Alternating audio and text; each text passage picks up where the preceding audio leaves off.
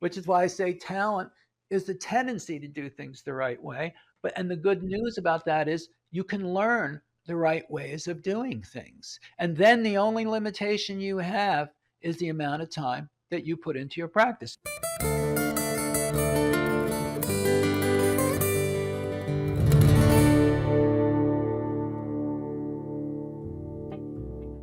Hello everyone, Greg O'Rourke here. It's wonderful to have you back for another very special interview at FretDojo. And today we have a very special guest, a fantastic person along to the podcast and a great friend of mine. I'd like to warmly welcome to the show the fabulous Jaime Andreas. Welcome to the FretDojo podcast. Thank you, Greg, and everyone else.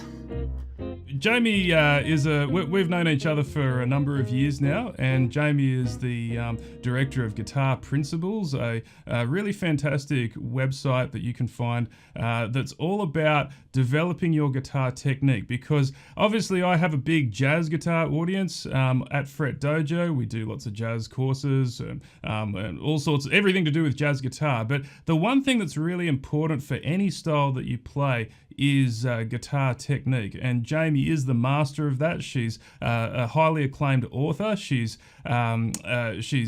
published several books on exploring in deep detail the nature of guitar technique. So it's a real thrill to talk to you about that today, Jaime. But I want to hear from you first. Where did it all start for you? Where was your journey in guitar? Where did it all begin, and where did it take you? Well, where it began for me was my father brought a guitar home, put it in my room. For some reason, maybe I said I wanted to play the guitar. He brought a guitar home, stuck it in my room. I didn't know anything. I went to Catholic grammar school. We had no musical instruction whatsoever. So I would just look at the guitar. I didn't know what to do with it. Then my sister, who was a singer, started taking lessons. She brought home a book that said, "Teach Yourself Guitar." That I could do. So I started practicing 3 hours a day, learning notes, doing all this stuff. Then my parents saw that, well, she wasn't practicing, but I was putting 3 hours. So then I started lessons. Then I'm practicing 5 hours a day, and I'm getting good really fast. My teacher's showing me off all the time.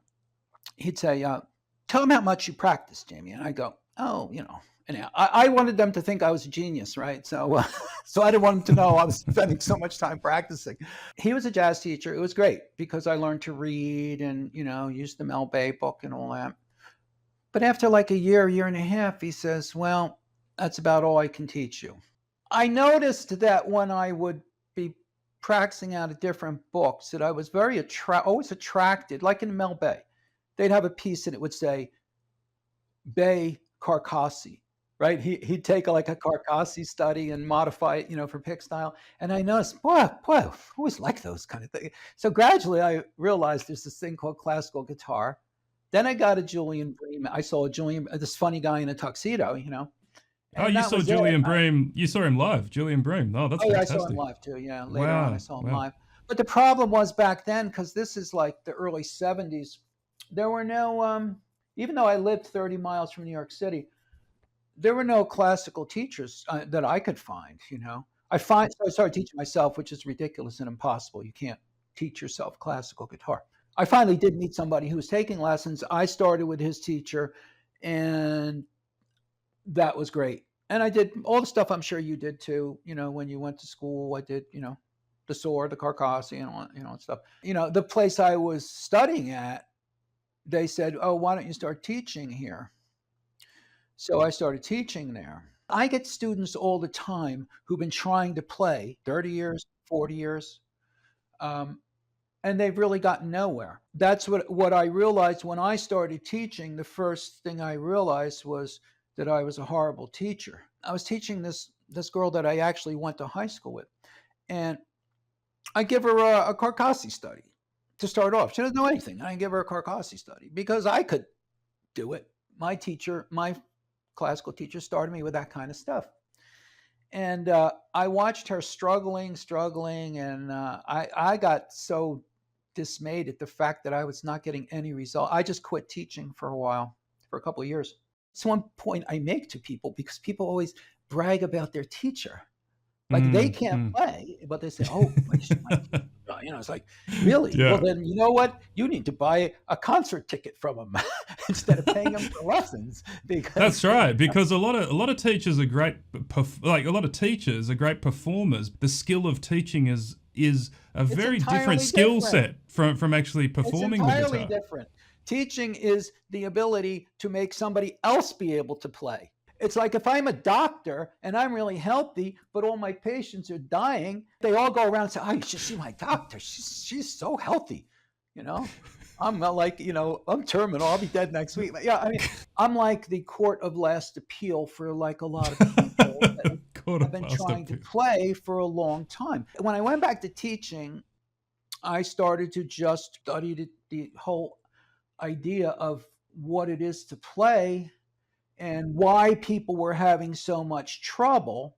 And I just got completely focused on the fact that it had nothing to do with natural talent. There is such a thing as natural talent. People who are naturally talented at something have the tendency to do things the right way. Sometimes you can tell by the way somebody takes the guitar and holds it. And some people, the talented people, you can play something and say, do that. And then, they'll pretty much do it. I have some students who don't have one iota of talent. I just made it my thing to get results with everybody. The obstacle for everybody, I mean, it's very simple. Somebody is in their first guitar lesson and the teacher gives them a C chord. C chord is extremely, no undeveloped hand can do that. Mm, mm. Okay, it's But going we to but do. we take it for granted, don't we? Like We take it for because granted, we've or been, maybe they we've begin. both been playing for like years and years, so it's like what we Exactly. wouldn't even think about it.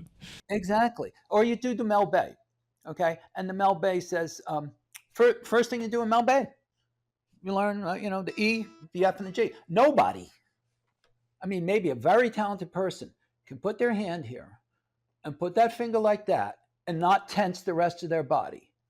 But 9 out of 10, 99 out of 100, they're going to put that finger down, they're going to squeeze it like that, and then they're going to play that G, and their shoulders are going to be tense, and they're probably holding their breath. Whatever the muscles do, they remember.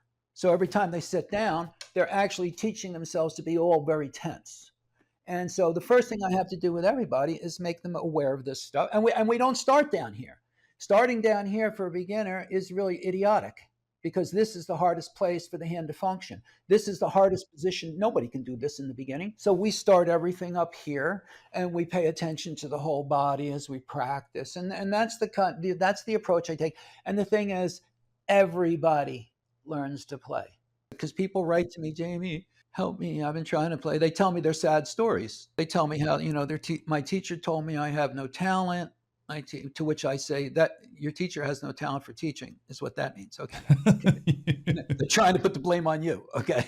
People who have natural talent. Yeah. Like me. Okay. I got the book. I started teaching myself. I could do chords right away by seeing in the diagrams. There's plenty of people that can't. I've met so many people. I've been trying to do that for 10 or 20 years. I swear to God. They don't know how to just move slowly and pay attention. So that was one of the main things that I began to develop in my method was teaching people what slow really means. It started because I was teaching this older guy who was like that. He couldn't change chords and been trying his whole life. I had him just hold the guitar. And I said, just hold the guitar.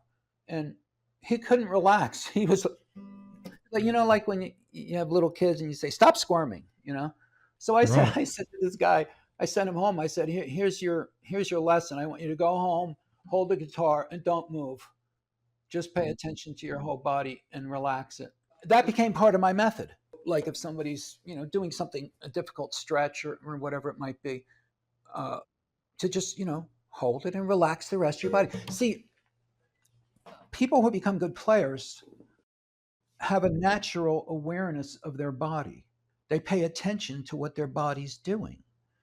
And it's so natural, they don't know they're doing it. So I had to invent all these terms like whole body Mm, awareness, mm, no mm. tempo practice. So if I'm teaching somebody a scale, and obviously we want their fingers to move like that. But for somebody who's just getting it, they're not going to work like that. They're going to put a finger down and everything else is going to tense. And so they have to go with no beat, feeling their whole body, being aware of their breathing. So I make everybody learn how to do what I call no tempo practice. And then after that, we take a metronome and we do it at 4 clicks. And this is a method in my main book. Here, I'll show you my main book. So that's the principles of correct practice for guitar. That's the first book I wrote. That's the result of my first 25 years of teaching, when I pretty much codified my method. There's this routine in there I call the basic practice approach, which I teach all my students. They use it for music and they use it for all technical exercises. And after they do something no tempo, then they do it at 4 clicks.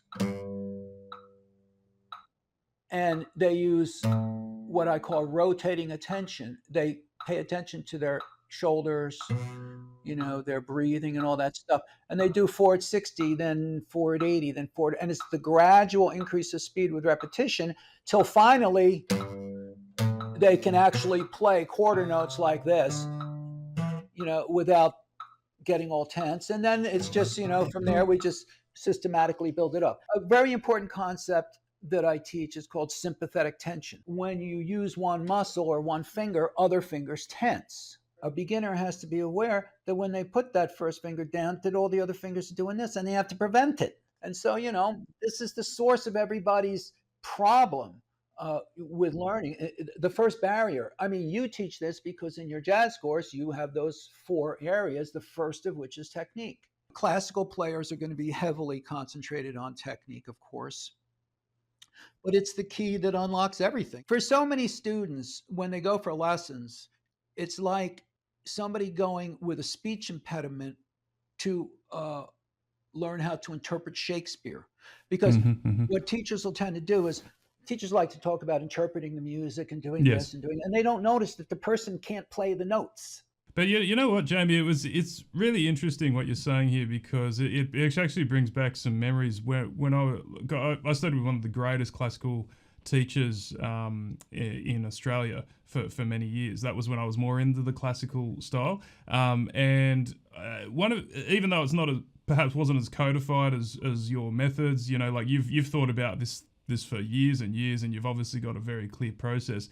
But something that his main thrust out of everything that we would talk about in the lessons was listen to your body. What's your body telling you? You know what I mean? Like you drop, like empty your hands of tension, because with technique, especially classical kind of forces you to do that, because when you get into the higher levels of repertoire, that becomes the key thing to overcome. And so I think it's absolutely fantastic that you've kind of taken sort of approach but applied it to people that are more at a beginner level. It's really quite unique. But even if they're not beginners, I think this is really the linchpin, isn't it, of what might be holding a lot of people back in their playing. Entranceway, totally. They argue about what's more important, technique or musical feeling, and I was like, technique is the pipeline through which musical feeling flows. The better your technique, the more when you play, you're able to not think about it at all. You can just focus. If I'm really playing, the only thing I'm aware of, and I think this is true of all advanced musicians, you're hearing the music in your mind. You're aware of that. You're aware of thinking / feeling emotionally the music, and then you're aware of your breathing. It's the same, and everything takes care of it. It's like speaking. I'm not thinking of every word I want to say, but I have the intention. And through practice, and when the technique is there, then you don't have to worry about this stuff, just like I don't have to worry about how my tongue and my lips are making. But exactly, I did at one point in my life. We all do. You got to learn the goo goo gaga first. And that's called motor control learning. And that's one of the things I mainly teach, that when you start guitar, it has nothing to do with guitar. Very little to do with guitar. It has to do with the science called motor control learning. That's what you must understand if you want to get results. And so I just like to empower my students. That's why I teach all the different styles because I've studied all the styles. I like teaching, I love teaching blues and all that stuff, Um, but I like to empower them so that whatever they do want to do, they're not going to find any obstacles because the obstacles are always technique. I will talk about being musical and all that, but to me, that's more of it's a natural thing that happens. Just like when we learn to speak. We learn to speak, we learn to make words, and in the beginning, we might not say anything worth listening to. Okay. But as you develop, you might actually say some really original stuff, Mm. and really interesting stuff. But that kind of just happens on its own as you develop as a person. And the same thing with, a musician. So, yeah, that's kind of why, to me, the key teaching for me, it's like a gardener gets pleasure in nurturing the plants and seeing them grow. That's how I feel about students. I like to give them what they need and watch them develop.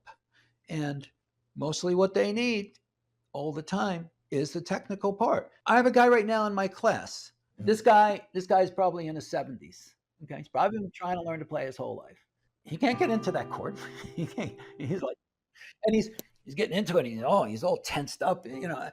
I had to spend like 15 minutes just the other day in my class, just saying, no, look, just just touch your finger like that. Now stop holding your breath. Because I could tell he's holding his breath. You can always tell when somebody's holding the breath because you can see it in the finger. And so I had to step by step have him get into the chord like this.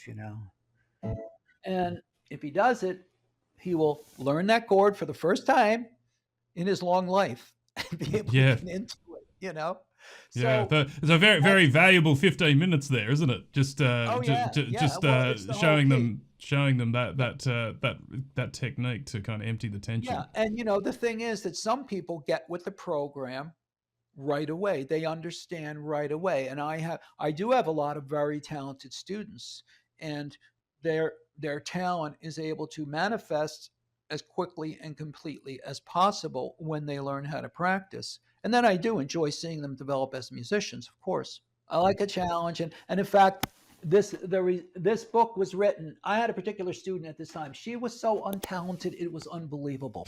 Did She you used tell to her that? say Or to me, I she hope she used to didn't tell her say, her that. name was Mary. She used to say, Jamie, you're going to have to give me half the royalties of that book because you could have never written that book without teaching me. And she was right. I had to develop such microscopic methods to, have a lot to do with, look, the key is here. Your mind is your primary practice tool. When that teacher said to you, listen to your body, yeah, but guess what? Many people never pay attention to their body.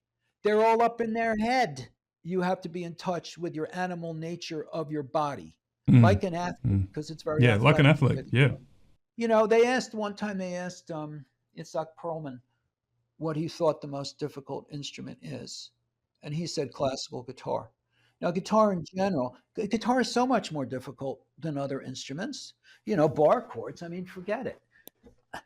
People do a bar chord, they press that finger down, all the other fingers tense up. You know, it's just that's not the way you teach the hand in the bar chords. If you want to do a bar chord easily, even if it's your first time, and I've had many people, it's the first time they've ever been able to do a bar chord. You don't put the bar down first, okay? You just and you have to know what a light finger is. You have to know the feeling of the fingers when they're very light and relaxed, and then you touch the light fingers like that, and then you slowly firm up your fingers and you relax your shoulders so you add your arm weight and you imagine like I would say imagine a little pinpoint of light under each finger representing the pressure, and you want to direct that there, and you add that arm weight, which is one of the things I teach all people in the beginning. All good players are adding the arm weight to the fingers, even if it's a scale. It's like walk. It's like how you walk. Your body weight switches to each finger. But beginners don't know that. They tense everything and then they just try to do it. So I had to break it down to such nuts and bolts, like teaching people how to touch a guitar string. How do you touch the guitar string?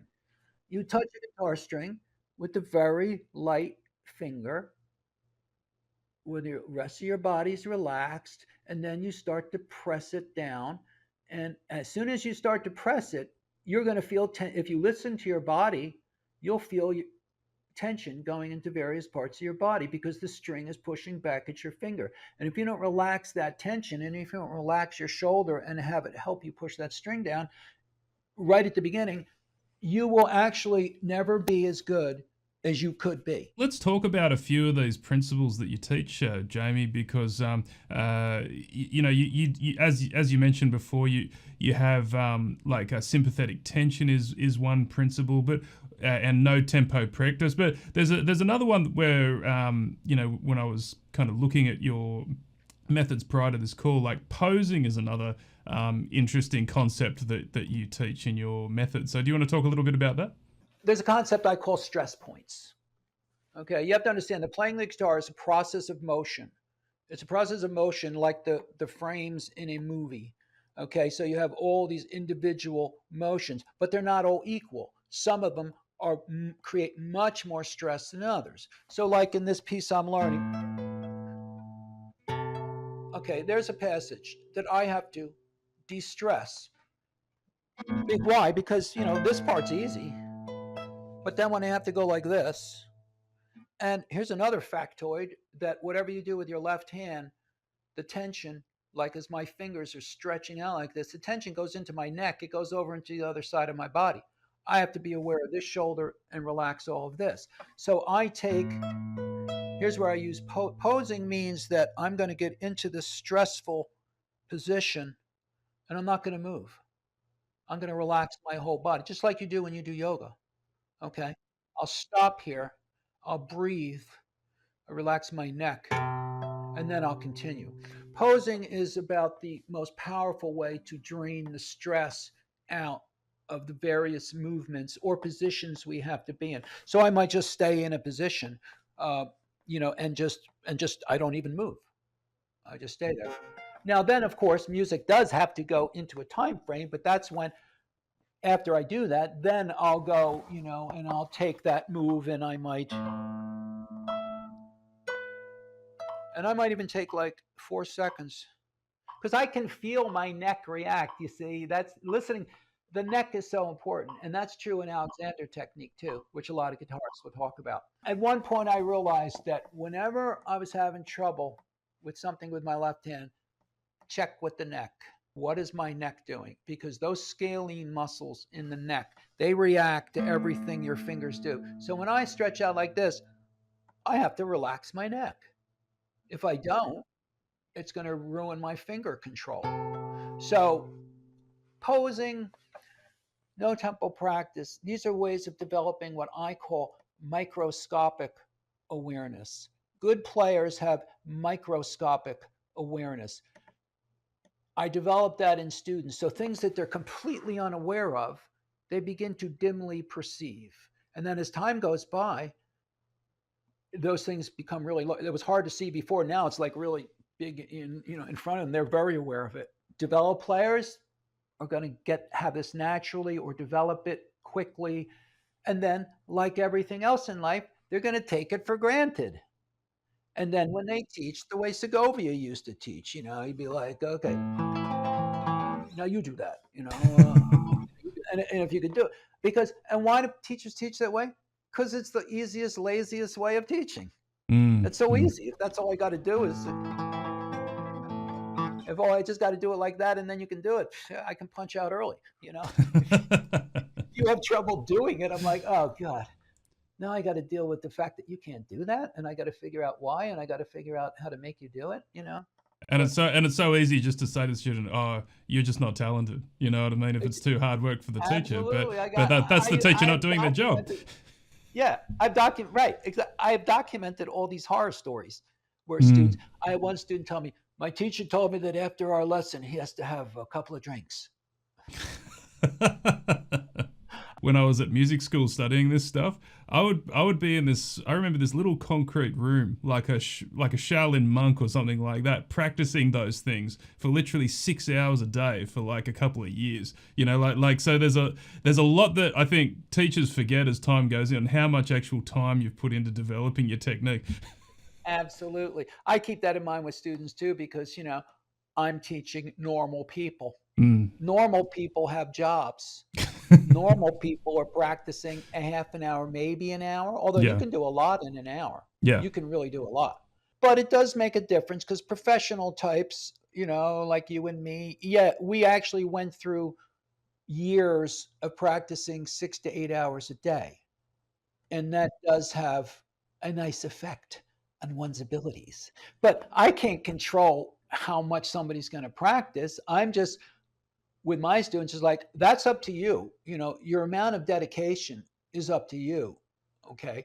But I'm going to teach you how to get the biggest bang for your buck. And the time you invest, you're going to get the most out of it. That's why the first chapter in my book is called Desire, Attention, and Awareness. Okay. It's the desire that somebody has to be a musician, a guitarist. That's the fuel for everything. This is the only reason you're going to sit there for 6 hours because you want it that badly. And so the desire, because I take the desire a student has and then I teach them how to pay attention to their body because you play music with your body. Okay. And your body is taught by your mind.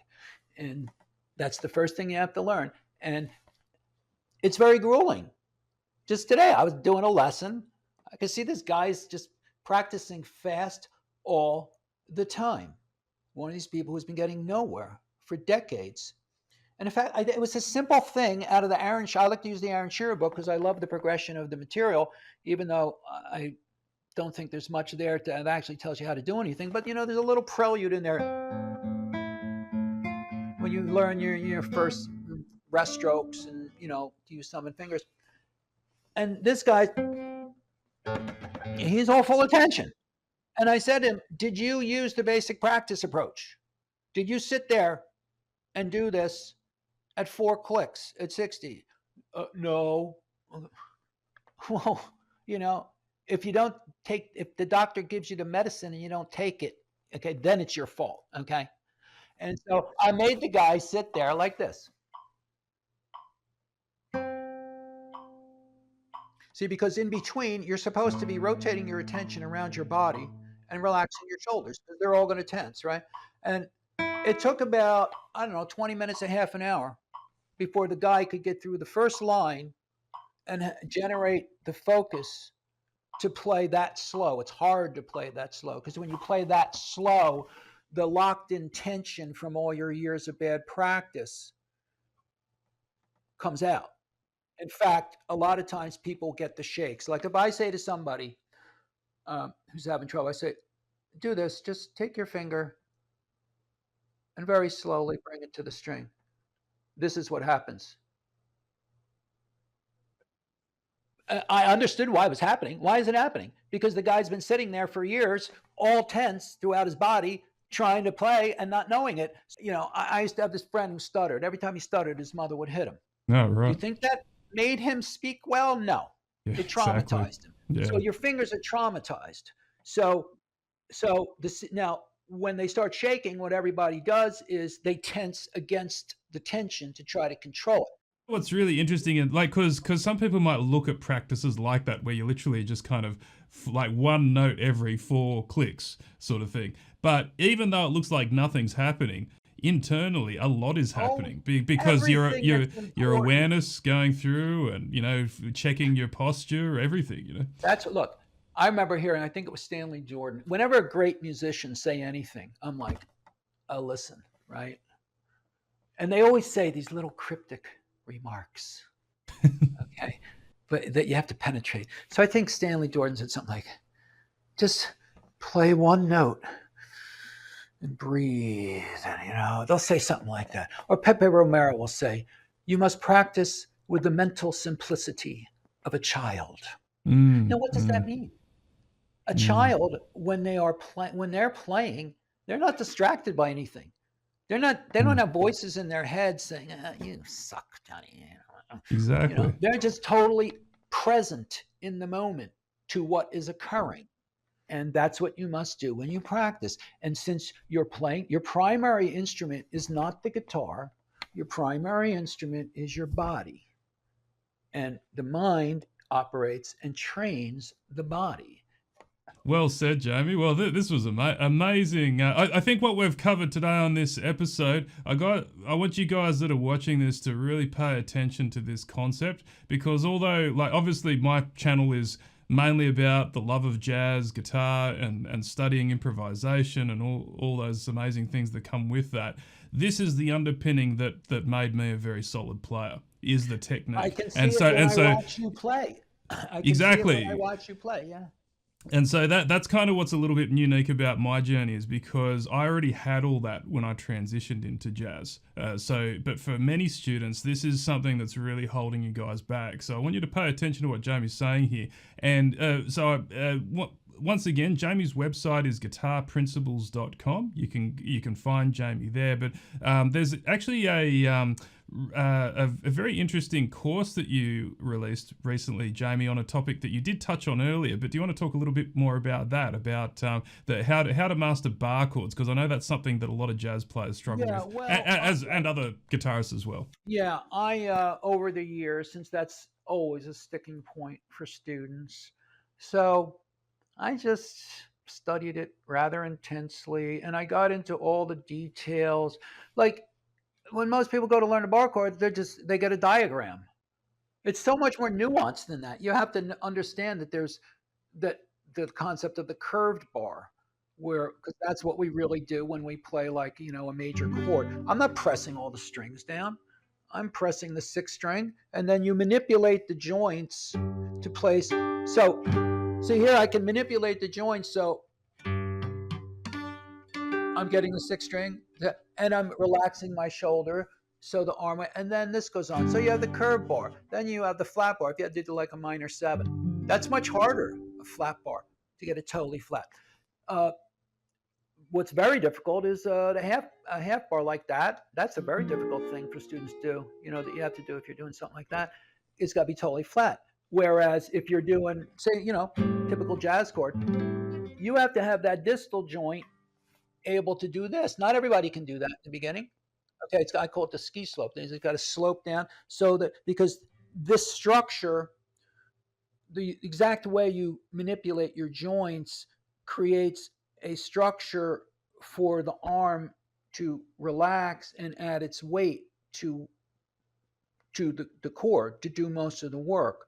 So in my bar chord course, I take every type of bar chord, the inside bar, the 4-string bar, the 3-string bar, the curved bar, which is used for certain chords, the flat bar, and then I give certain exercises for developing the joints. See, the joints, I call fingers force directors. Okay, God gave us fingers so that we can direct force onto guitar strings, and the joints are the fine tuning knobs of the direction of the force. So you can just get the force on one. Now, then I can manipulate that joint and I can bring pressure to the next string, but not the other strings. Then I can manipulate. So you learn to, this is what good players do, but it develops unconsciously. All this, everybody is doing this stuff who can do, because you can't play well unless you're doing it. It's just that it's all unconscious, so they can't teach it. Okay. So what I like to do is put what I'm doing. I like to figure out, why can I do it and you can't do it? And then as soon as I start asking that question, there's like 1,000 different, well, there's like 100 things I'm doing that you're not doing. Okay. Which is why I can do it and you can't do it. Which is why I say talent is the tendency to do things the right way.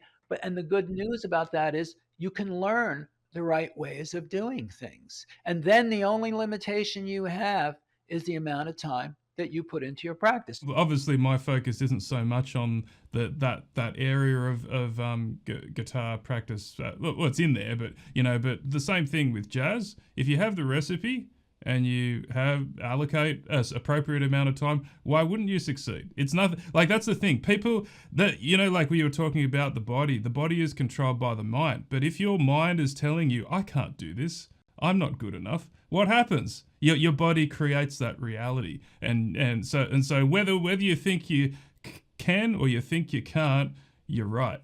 So make sure that of course, you have the methods, and I know because, as I told you before we started, I'm presently studying every day your jazz course. Okay? Oh, nice. And so I know that you have systematically put the steps there for because to learn jazz improv as you teach, it's really the same as you correctly say, you're learning a language. Okay, you're learning to speak a language. And I like in your course how the first thing you do is you dispel the myth that, because everybody thinks improvisation means that you're making everything up. Yeah, no, that's right. The baby doesn't create the English language. The baby, the baby listens to other people and copies them. And then if the baby is smart, it might say something after a couple of years that's original, but basically it's all copying.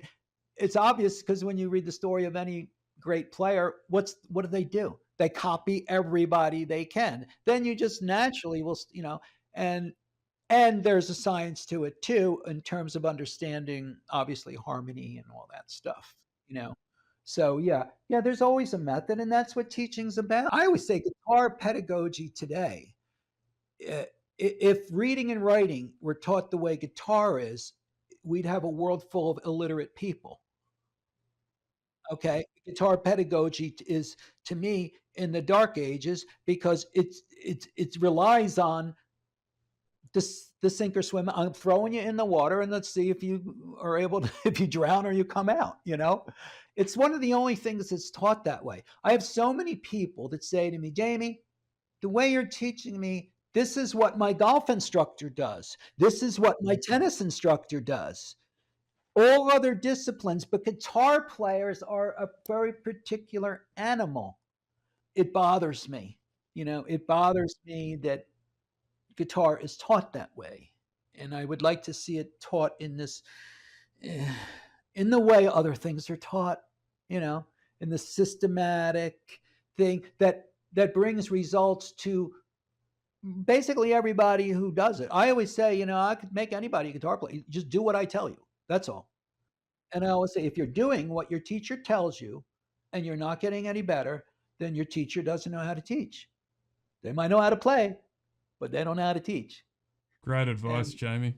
So well, I think that's a good message to you guys from today's session, is to think carefully about your technique. How are you playing the guitar? Maybe watch this replay again once we publish it, and have a deep look inside your playing. What's going on in your body? What's going on in your mind when you play? This is really one of the keys to mastery. So I'd really like to thank you, Jamie, for sharing your wisdom of the guitar today. You're like the hidden yogi of the guitar world, I think. So make sure that you seek out Jamie's instruction online. Her website is guitarprinciples.com, and I'm really looking forward to connecting more with you, Jamie, and it's been absolutely fantastic having you on today's podcast. So thanks very much, Jamie. I appreciate the opportunity. Thanks to everybody for listening. Okay, guys. Well, thanks, everyone. And if you enjoyed this video today, make sure you like and subscribe to this channel so that we can get more of these amazing lessons out to the world of YouTube and beyond. And I'm looking forward to seeing you guys next week in another exciting Fret Dojo podcast. I'll see you there.